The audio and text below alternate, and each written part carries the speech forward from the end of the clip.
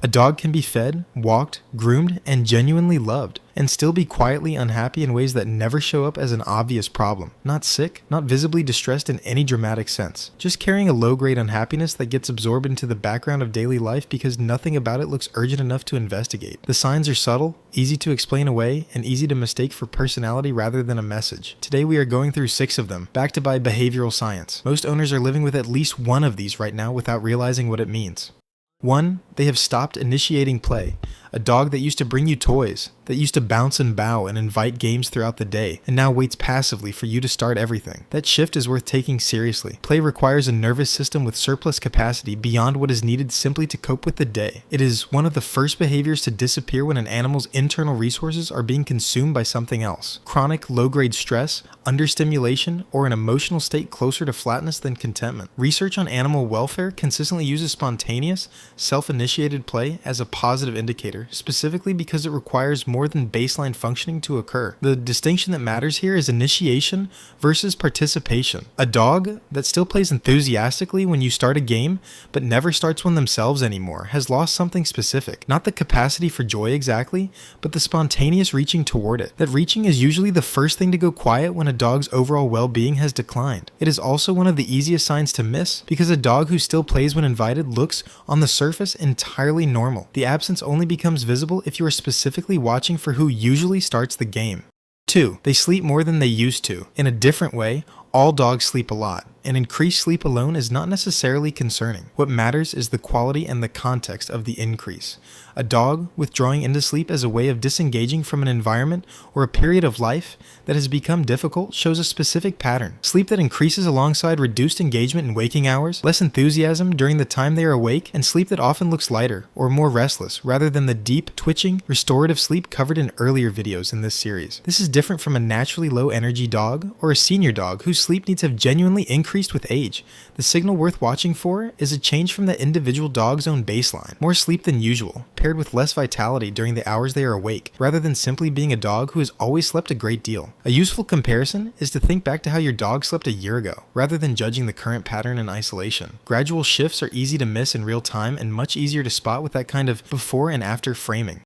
3. They have become pickier about food. A dog that used to eat with consistent enthusiasm and now approaches meals with hesitation, walks away and returns later, or requires food to be upgraded or enhanced to maintain their interest, is showing one of the more sensitive behavioral indicators of internal state available. Appetite is closely tied to emotional regulation in dogs, similar to the well-documented relationship between mood and appetite in humans. A decline that is gradual, persistent, and not explained by an obvious medical cause is frequently connected to chronic low-grade stress or a depression-like state rather than simple preference.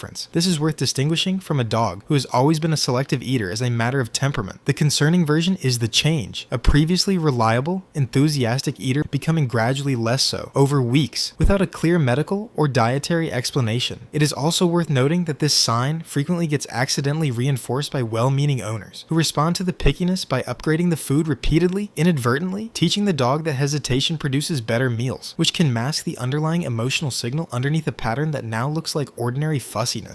4. They greet you with less energy than they used. We covered the psychology of door greetings in an earlier video, and the pattern belongs here too, specifically as a warning sign rather than simply a variation in personality. A dog whose greeting has become noticeably more subdued over time, less orientation toward your arrival, less physical engagement, a delay before they even acknowledge you have come home, is often signaling something beyond simple habituation to your comings and goings. Reunion behavior is closely tied to the emotional significance of the returning person and the overall emotional state of the dog. A flattening of that response over time in an otherwise able-bodied dog deserves attention rather than being written off as the dog, simply calming down with age. The key comparison is always to that specific dog's own history. A dog who greets you exactly the same way they always have is not concerning. A dog whose greeting has clearly and gradually diminished over months is telling you something worth listening to, particularly if the flattening is specific to you and has not occurred equally with other household members, which would point towards something in the dynamic between you two specifically, rather than a general decline in the dog's overall energy. 5. They have stopped seeking physical contact. This is the one most owners miss entirely, and it deserves the most attention on this list. A dog that used to lean into you, nudge your hand, initiate closeness throughout the day, and now remains physically present in the same room, but no longer reaches for contact. That dog has often gone from actively engaged in the relationship to passively coexisting within it. This shift is easy to miss precisely because the dog has not become distant in any dramatic sense. They are still there, still nearby, still on the surface, part of the household in the way they always have been. But the specific behavior of reaching toward you, the nudge, the lean, the paw placed deliberately, all the trust behaviors covered throughout this series, has quietly stopped. Attachment research is consistent that reduced initiation of contact without a corresponding reduction in overall proximity often reflects an underlying decline in emotional engagement rather than simple physical preference. The dog has not left, but something in their relationship to reaching out has gone quiet, and it is worth asking why, rather than simply accepting the more subdued version of the relationship as the new normal. This is often the sign owners rationalize the longest, because a dog who is still present in the room feels, at a glance, indistinguishable from a dog who is genuinely thriving. 6. Their tail has lost its resting movement. We covered the loose, resting tail wag as a marker of genuine contentment in an earlier video. Its disappearance deserves equal attention as a warning sign. A dog whose tail used to move gently and unconsciously during calm, ordinary moments, the quiet background wag that happens without any obvious trigger, and now holds still or low during those same kinds of moments, has lost one of the more honest, hardest to fake indicators of baseline ease covered anywhere in this series. This is subtle enough that most owners never consciously track it, which is exactly what makes it valuable.